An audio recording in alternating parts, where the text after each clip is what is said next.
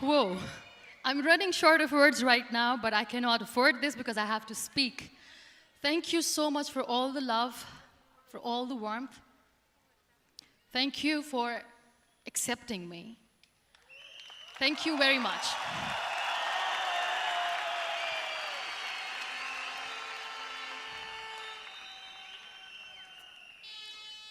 Well, I always start my talk with a disclaimer. And that disclaimer is that I've never claimed to be a motivational speaker. Yes, I do speak, but I feel more like a storyteller because wherever I go, I share a story with everyone. Well, it is a story of a woman whose perfectly imperfect life made her who and what she is today. It's the story of a woman who, in pursuit of her dreams and aspirations, made other people realize that if you think that your life is hard and you're giving up on that because you think your life is unfair, think again. Because when you think that way, you are being unfair to your own self. It's the story of a woman who made people realize that sometimes problems are not too big. We are too small because we cannot handle them.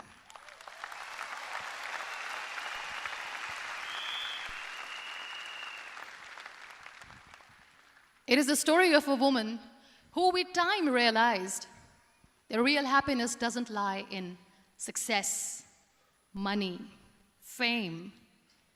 It lies within. Real happiness lies in gratitude. So I am here, and I'm going to share the story of that woman. That is my story. The story of gratitude.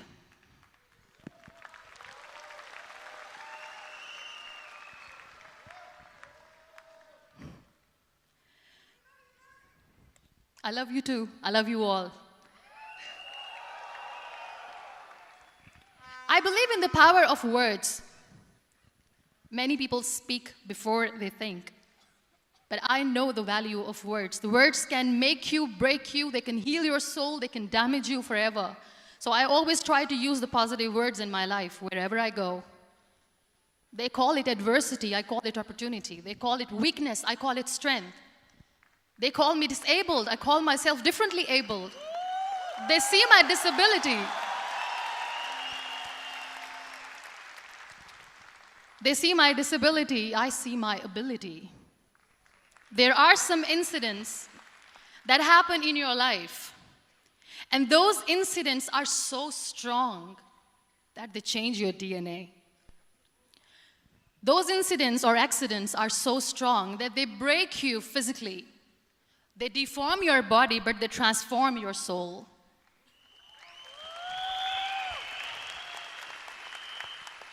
Those incidents break you, deform you, but they mold you into the best version of you. And the same thing happened to me. And I'm going to share what exactly happened to me. I was 18 years old when I got married.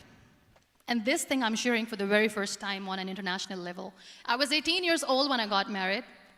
I belonged to a very conservative family, a Baloch family, where good daughters never say no to their parents. My father wanted me to get married. And all I said was, if that makes you happy, I'll say yes. And of course, it was never a happy marriage.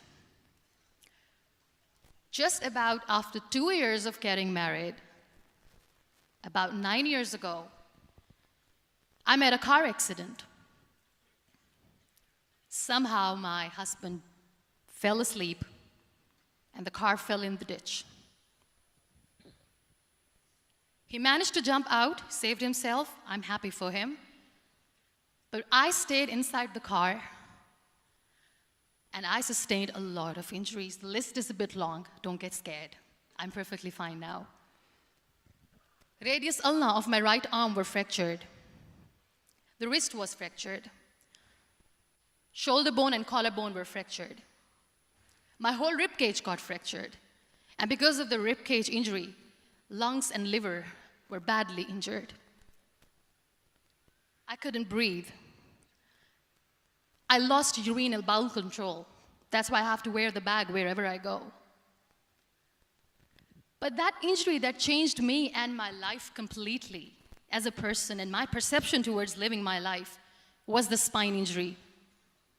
3 vertebrae of my backbone were completely crushed, and I got paralyzed for the rest of my life.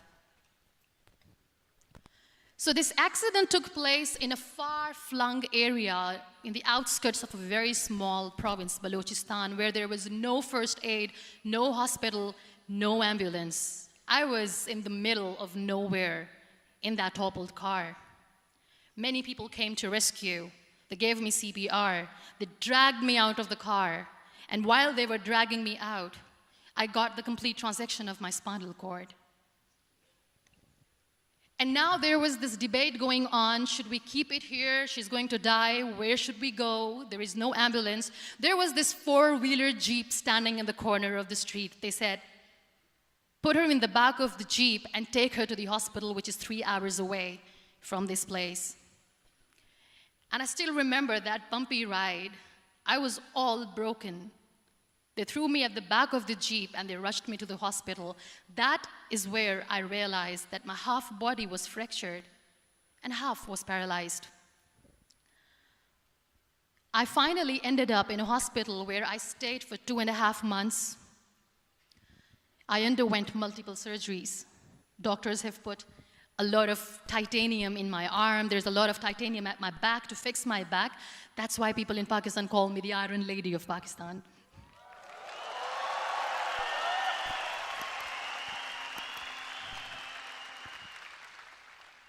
Sometimes I wonder how easy it is for me to describe all this all over again. And somebody has rightly said that when you share your story and it doesn't make you cry, that means you have healed.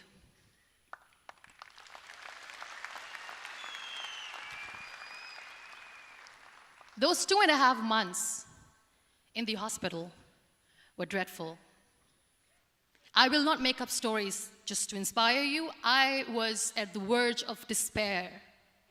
One day, doctor came to me and he said, well, I heard that you wanted to be an artist, but you ended up being a housewife. I have a bad news for you. You won't be able to paint again because your wrist and your arm are so deformed, you won't be able to hold a pen again. And I stayed quiet. Next day, doctor came to me and said, your spine injury is so bad, you won't be able to walk again. I took a deep breath and I said, it's all right.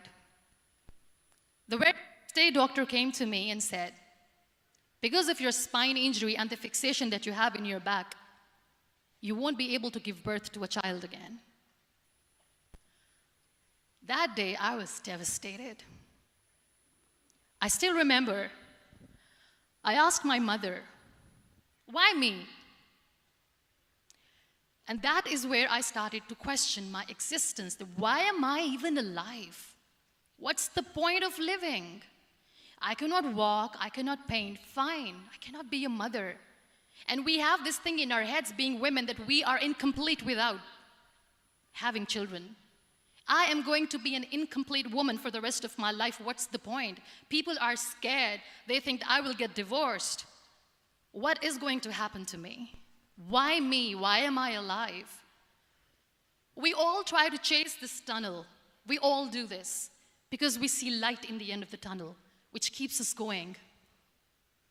My dear friends, in my situation, there was a tunnel that I had to roll on, but there was no light. And that is where I realized that the words have the power to heal the soul. My mother said to me, this too shall pass. God has a greater plan for you. I don't know what it is, but He surely has.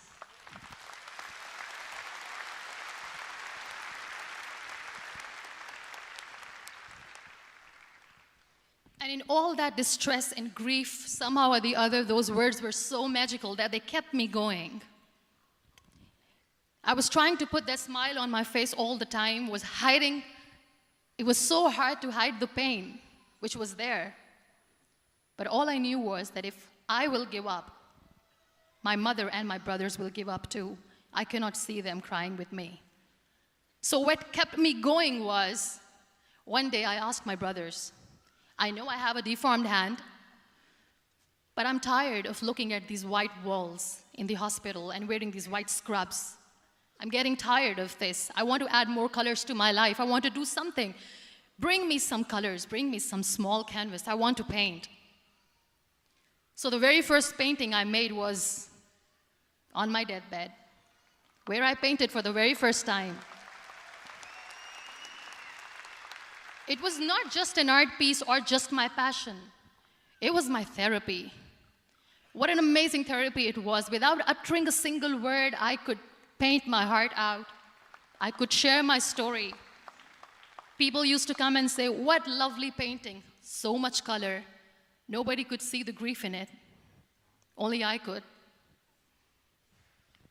So that's how I spent 2.5 months in my hospital, crying, never complaining or whining, but painting. And then I was discharged, and I went back home. And I went back home, and I realized that I have developed a lot of pressure ulcers on my back and on my hip bone. I was unable to sit.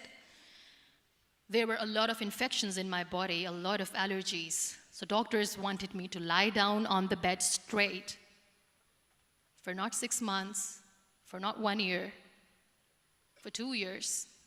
I was bedridden, confined in that one room, looking outside the window, listening to the birds chirping, and thinking maybe there will be a time when we'll be going out with the family and enjoying the nature.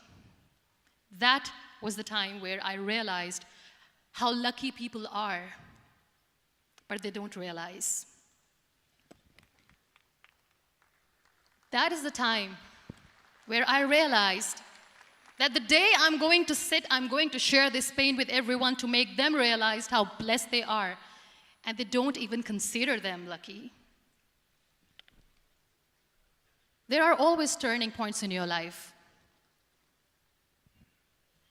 There was a rebirth day that I celebrated. After 2 years and 2.5 months, when I was able to sit on a wheelchair, that was the day when I had the rebirth. I was a completely different person. I still remember the day I sat on the wheelchair for the first time, knowing that I'm never going to leave this, knowing that I won't be able to walk for the rest of my life. I saw myself in the mirror, and I talked to myself. And I still remember what I said. I cannot wait for a miracle to come and make me walk. I cannot sit in the corner of the room crying, cribbing, and begging for mercy because nobody has time. So I have to accept myself the way I am. The sooner, the better. So I applied the lip color for the first time.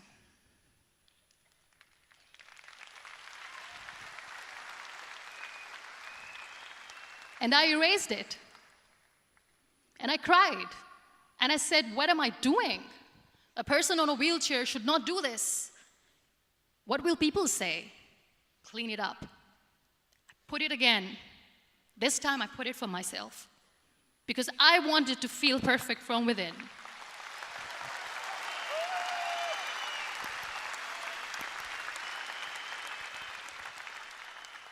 And that day I decided that I'm going to live life for myself. I am not going to be that perfect person for someone. I am just going to take this moment and I will make it perfect for myself. And you know how it all began? That day I decided that I'm going to fight my fears. We all have fears. Fear of unknown, fear of known, fear of losing people, fear of losing health, money. We want to excel in career, we want to become famous, we want to get money. We are scared all the time. So I wrote down one by one all those fears. And I decided that I'm going to overcome these fears one at a time. You know what was my biggest fear? Divorce. I couldn't stand this word. I was trying to cling on to this person who didn't want me anymore, but I said no. I have to make it work. But the day I decided that this is nothing but my fear, I liberated myself by setting him free. And I made myself emotionally so strong that the day I got the news that he's getting married, I sent him a text that I'm so happy for you and I wish you all the best. And he knows that I pray for him today.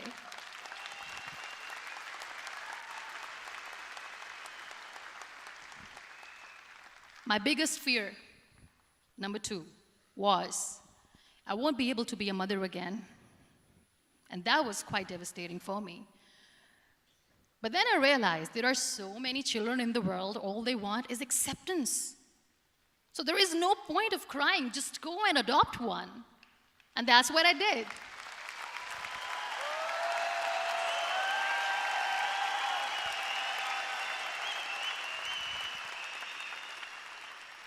I gave my name in different organizations, different orphanages. I didn't mention that I'm on a wheelchair, dying to have a child.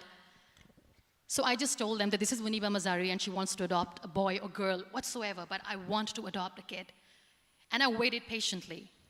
2 years later, I got this call from a very small city in Pakistan. I got a call and they said, "Are you Muniba Mazari? There is a baby boy and would you like to adopt?" And when I say yes, I could literally feel the labor pain. I said, yes, yes, I am going to adopt him. I am coming to take him home.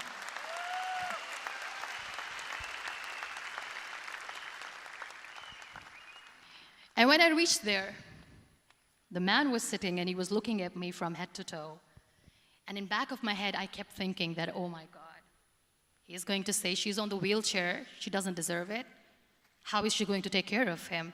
And I looked at him and I said, "Do not judge me because I'm on the wheelchair." But you know what he said?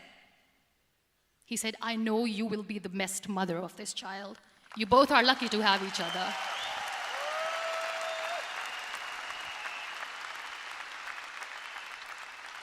And that day, Niall was 2 days old, and today he's 6.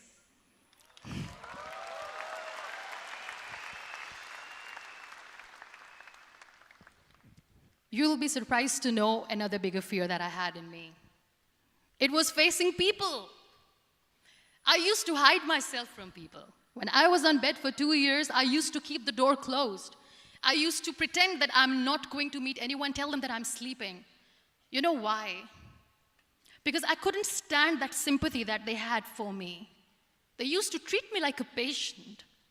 When I used to smile, they used to look at me and say that, "You're smiling, are you okay?" I was tired of this question being asked, "Are you sick?" Well, a lady yesterday at the airport asked me, "Are you sick?" And I said, "Well, besides the spinal cord injury, I'm fine, I guess."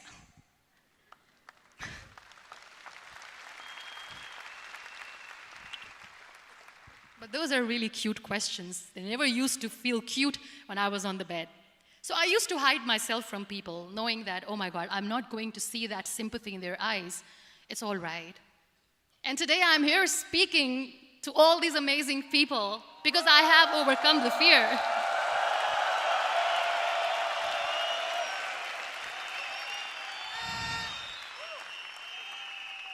You know, when you end up being on the wheelchair, what's the most painful thing? That's another fear that people on the wheelchair or the people who are differently abled have in their hearts, but they never share. I'll share that with you. The lack of acceptance. People think that they will not be accepted by the people because we, in the world of perfect people, are imperfects. So I decided that instead of starting an NGO for disability awareness, which I know will not help anyone, I started to appear more in public. I started to paint. I always wanted to. I have done a lot of exhibitions. I'm Pakistan's first wheelchair-bound artist. I have done a lot of modeling campaigns, different campaigns for brands like Toni and Guy.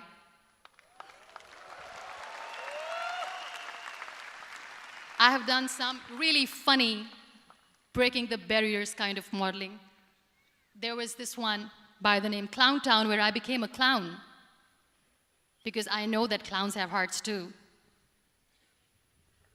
And then I also decided that if I really want to make the difference, I am not going to let people use me for their polio campaigns where they will make you a victim and an emblem of misery and mercy and will say that, you know what, give polio drops to your children or they'll become like this girl. I decided that I'm going to join the national TV of Pakistan as an anchor person. And I've been doing a lot of shows for the last 3 years.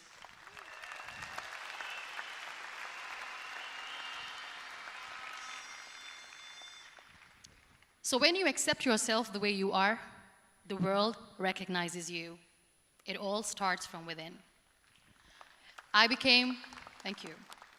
I became the National Goodwill Ambassador for UN Women Pakistan, and now I speak for the rights of women, children. We talk about inclusion, diversity, gender equality, which is a must. I was featured in BBC 100 Women for 2015. I'm one of the Forbes 30 under 30 for 2016. And it all didn't happen alone. You all are thriving in your careers. You have bigger dreams and aspirations in life. Always remember one thing. On the road to success, there is always we, not me. Do not think that you alone can achieve things. No. There is always another person who is standing behind you, maybe not coming on the forefront, but behind you, praying for you and supporting you. Never lose that person. Never.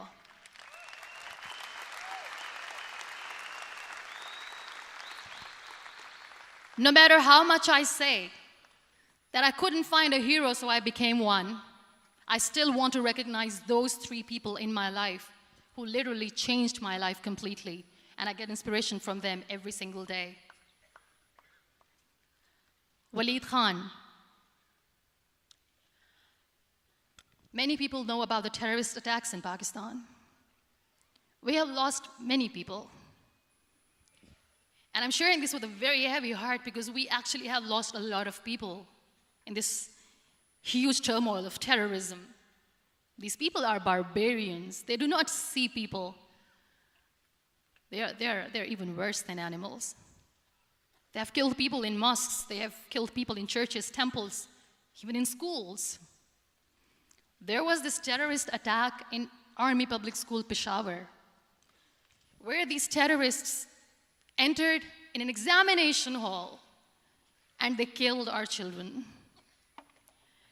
And in that attack, that day, this beautiful boy, Waleed Khan, who was my hero, my real life hero, was the proctor who was taking care of the students, was keeping an eye on the students.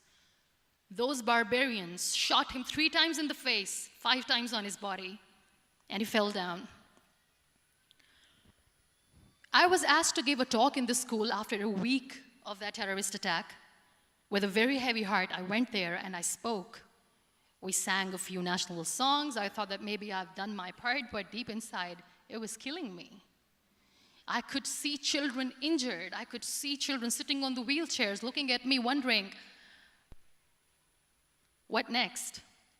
What was our fault? Just because we were here to give examination, we have been shot. So many people, so many children lost their friends. Their classrooms were empty. The next day they went to the classroom. So this kid, Waleed Khan, I was asked that he is in a hospital right now, and you have to go and see him and motivate him and tell him that it's going to be okay. And when I saw Waleed Khan coming on the wheelchair for the first time in front of me, face was all deformed. His leg was fractured, his arm was fractured. He couldn't talk, he lost his teeth.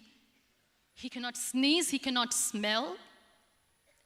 He cannot eat.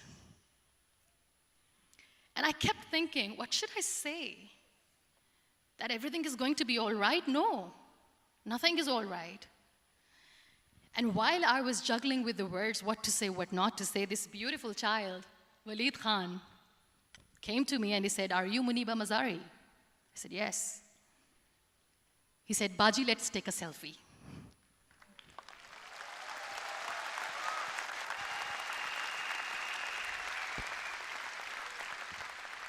And with that beautiful, toothless smile of Waleed Khan, we took that beautiful selfie that I still have with me. I don't share that here because he was in a very bad shape that time. And that is where I realized that when I was thinking too much about his deformities, he's happy with himself. He doesn't even care. Because today he goes in the same school, and when somebody asks him that what happened to your face, why so many scars, you know what he says? "These scars are my medals and I wear them with pride."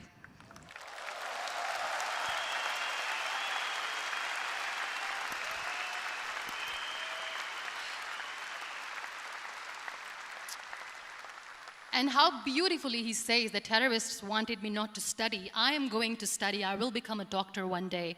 And this is my way of taking revenge from those terrorists. Another real-life hero, of course, my son. His name is Nile, N-I-L-E, River Nile.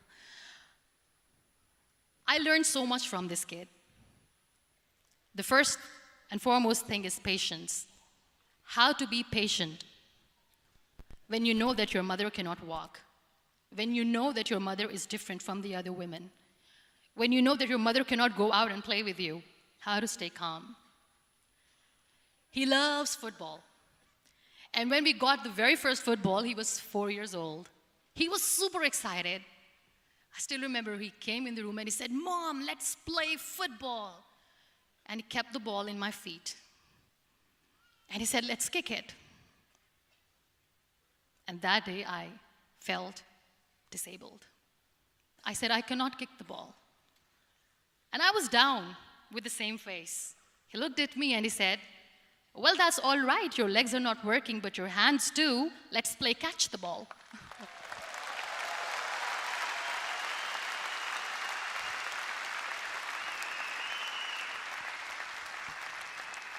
You know what? That day he made me realize that when you think your glass is half empty, come on, your glass is half full. It's all in here and here. Last but not least, the woman who made me realize that heroes have no gender. The woman who believed in me even when I was completely at the verge of despair, where everybody left, she was there. And every time I looked at her, without saying anything, she used to look at me and said, "This too shall pass. God has a bigger plan. And one day you will say that, oh my God, that is why God has chosen me." She never cried in front of me. She has always said that there will be haters, there will be naysayers, there will be disbelievers, and then there will be you proving them wrong. My mother.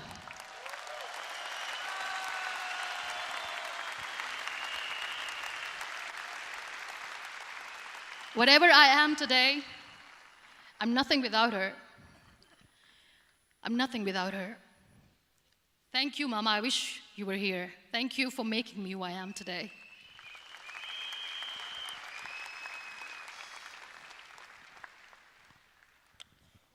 You know what? We human beings have a problem. Out of many problems, there is one more, and this is a self-created one. We always expect ease from life. We have this amazing fantasy about life. This is how things should work. This is my plan. It should go as per my plan. If that doesn't happen, we give up. So my dear friends, let me tell you one thing. I never wanted to be on the wheelchair. Never thought of being on the wheelchair. I was always aspiring to do bigger things, but had no idea that for that I have to pay the price to be where I am today. It's a very heavy price. This life is a test and a trial, and tests are trials are never supposed to be easy. So when you are expecting ease from life, and life gives you lemons, then you make the lemonade, and then do not blame life for that, because you were expecting ease from a trial. Trials make you a stronger, better person. Life is a trial, and with time you realize that.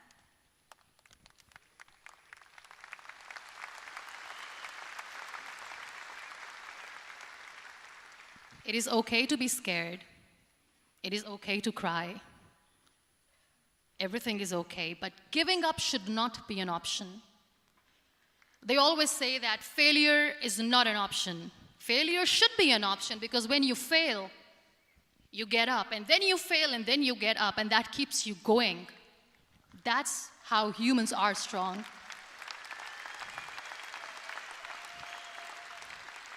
Failure is an option, should be an option, but giving up is not. Never.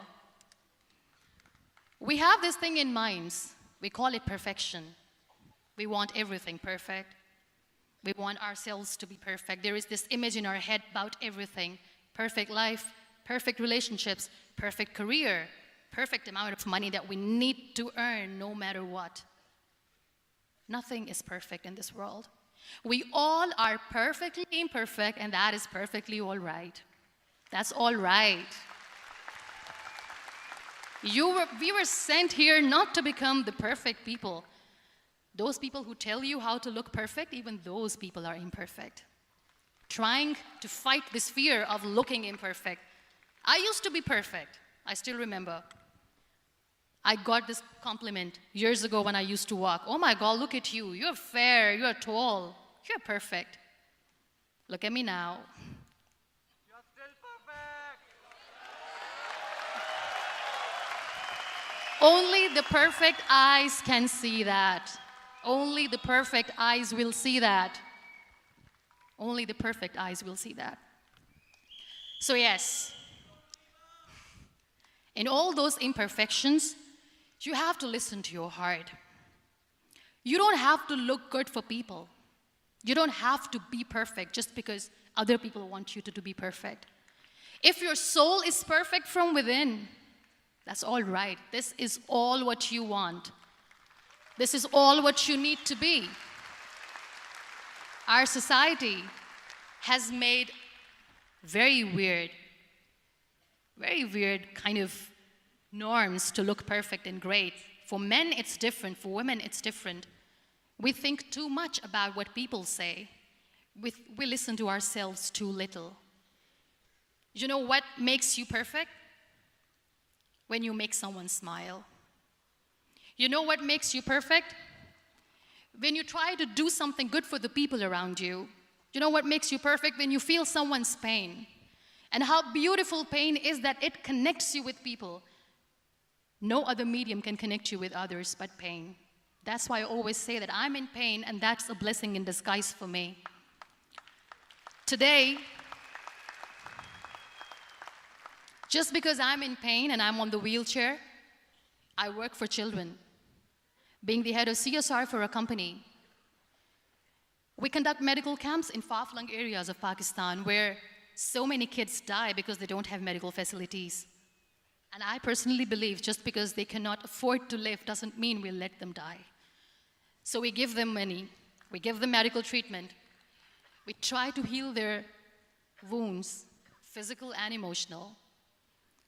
And I also work for the beautiful people, we call them third gender, the transgender community of Pakistan. You know what connects me with them? All my imperfections. When I go and I hug them, they never judge me. And this very good friend of mine, her name is Bijli. Bijli means electricity. She calls herself electricity. And I said, are you electricity? She says, no, I'm lightning. I'm as strong as lightning. Because we have very bad power outage, so she doesn't want me to call her electricity. So she says, I am very strong. I'm thunder, I'm lightning. She came to me, and the first time I hugged her, she said, you are just like me. And I said, yes, I am like you. Because to people, we are so imperfect. So how beautiful these imperfections are, that because of these imperfections, you can connect with people. Then why are we all running after being perfect? What's the point?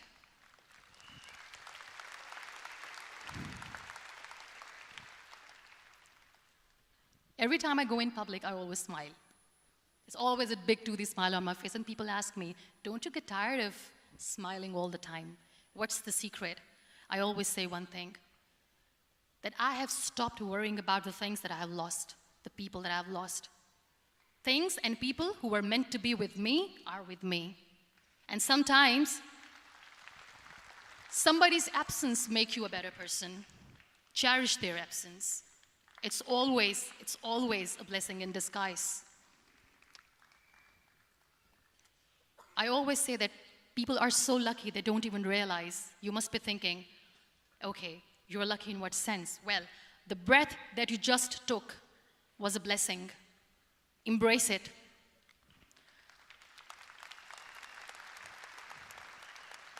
There are so many people in the world who are dreaming to live a life that you are living right now. You have no idea. Embrace each and every breath that you are taking. Celebrate your life. Live it. Don't die before your death. We all die.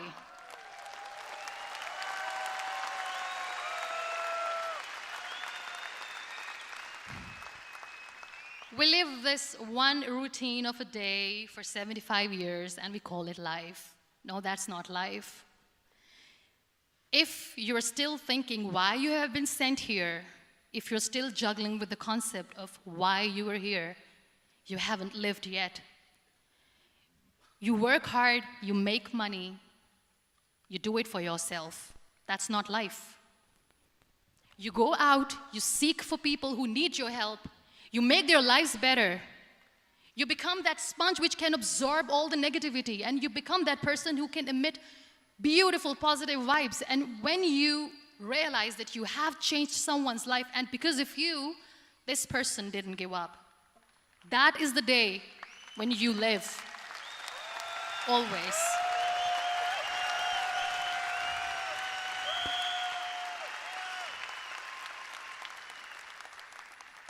We were talking about gratitude, why I smile all the time. I cry all night when nobody sees me, because I'm a human and I have to keep the balance. And I smile all day because I know that if I will smile, I can make people smile. That keeps me going.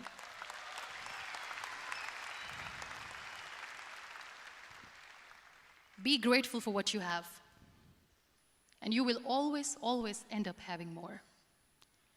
But if you'll cry and if you'll crib for the little things that you don't have or the things that you have lost, you will never ever have enough. Sometimes we are too busy thinking about the things that we don't have that we forget to cherish the blessings that we have. I'm not saying that I'm not healthy and that makes me unlucky, but yes, it is hard. It is hard when I say that I cannot walk. It is hard to say when I wear this bag. It hurts. But I have to keep going, because never giving up is the way to live, always.